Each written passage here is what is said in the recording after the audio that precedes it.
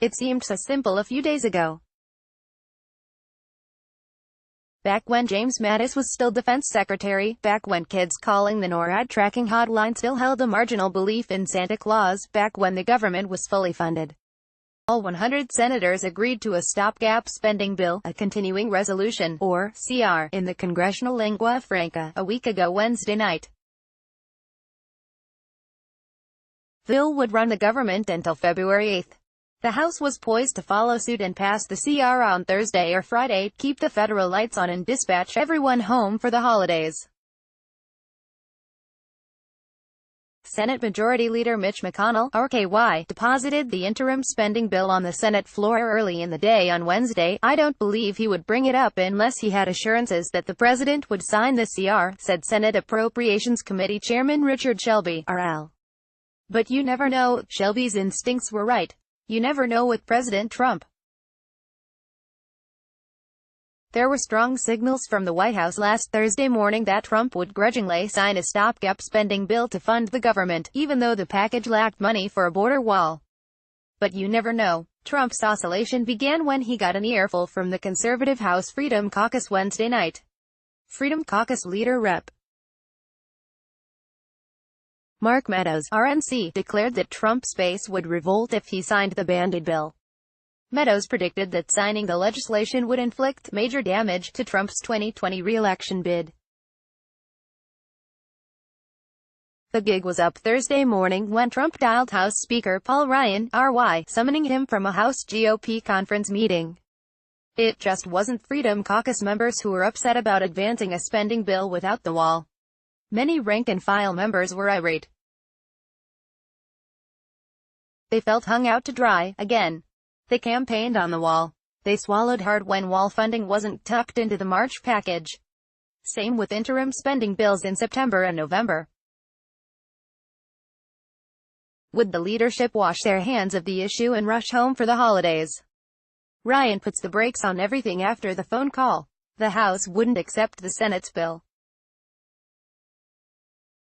The House would take the Senate's clean spending measure and tack on $5 billion for the wall. "We came out of our conference today more unified," boasted Meadows.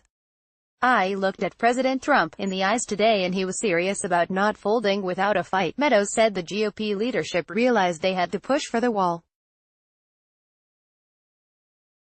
The clean Senate bill wouldn't do. "The assumption was that there were not enough votes there," said Meadows. Friday, December 21st was both the shortest and longest day of the year in Washington. However, the political day ran past midnight into Saturday, December 22nd. The bill to fund the government, in any form, was still ricocheting around the Capitol, caroming from the House to the Senate, back to the House and returning to the Senate. The Senate struggled to even start a debate on the House amended plan that provided funding for the wall. A roll call vote started at 12:31 p.m. ET Friday to proceed to the House plan. That required a majority vote. But many senators were absent, having already fled Washington for the holidays. The vote remained open for hours with the ayes, in favor of starting debate, lagging behind the nays. Vice President Mike Pence and acting White House Chief of Staff Mick Mulvaney finally materialized at the Capitol to talk with Senate Minority Leader Chuck Schumer, DNY. Pence's services could be required to break a tie. Behind the scenes, Senator Bob Corker, RTN, helped broker an agreement just to initiate debate.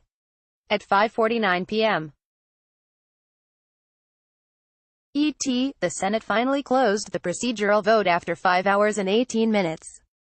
It was the longest vote in Senate history, besting the 5-hour and 15-minute marathon from February 2009 on President Obama's stimulus package.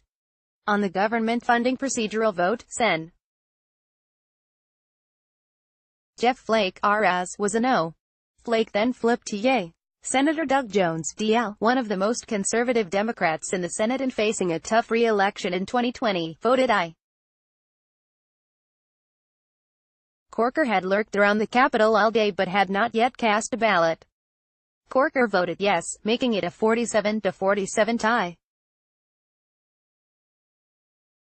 Pence then broke the tie, 48-47, formally getting the Senate on the bill. "Most of the conversation today has been about process and not the negotiations themselves," said Flake.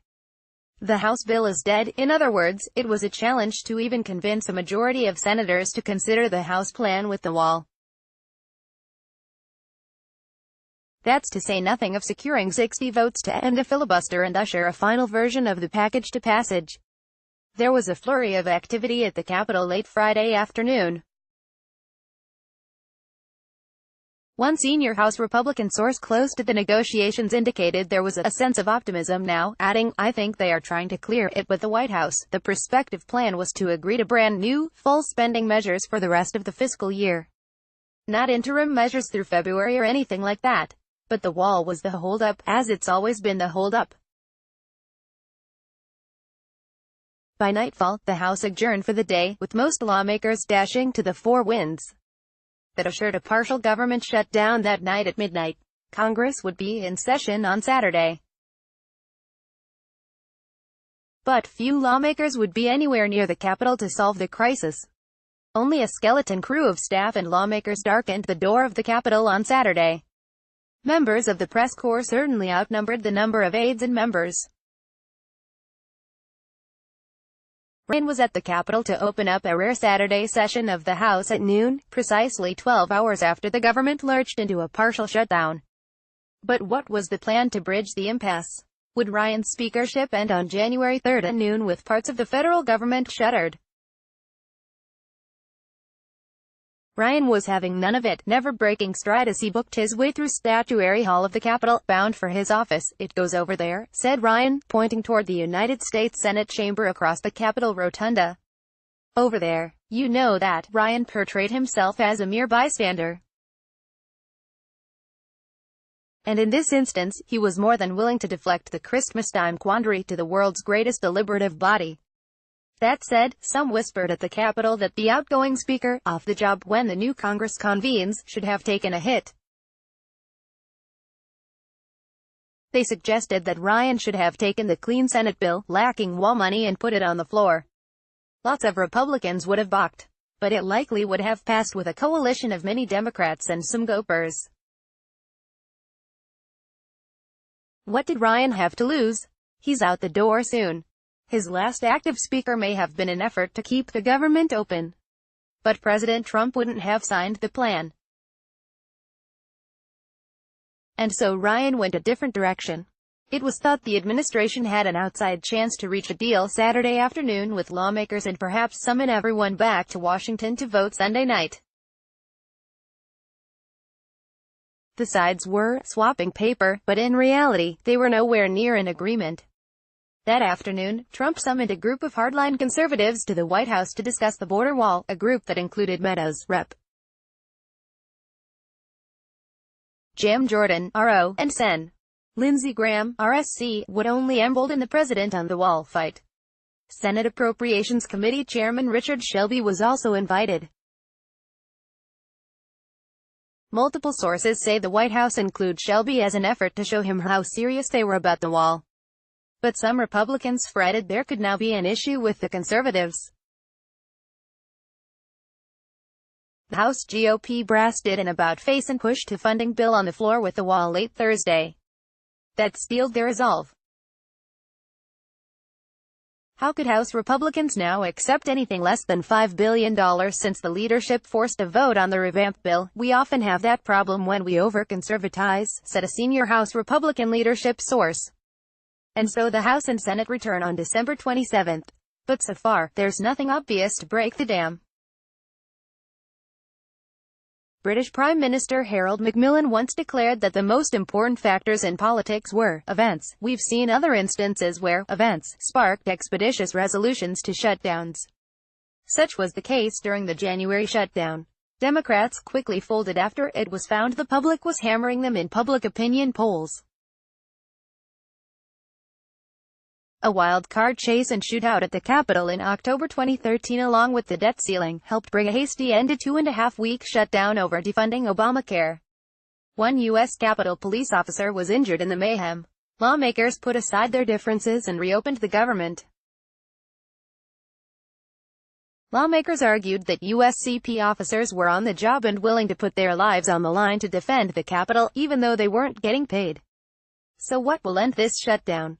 An unforeseen event? Terrorism? An international crisis? A deeper market shock? President Trump signing a bill without full wall funding? Democrats accepting wall funding? You never know.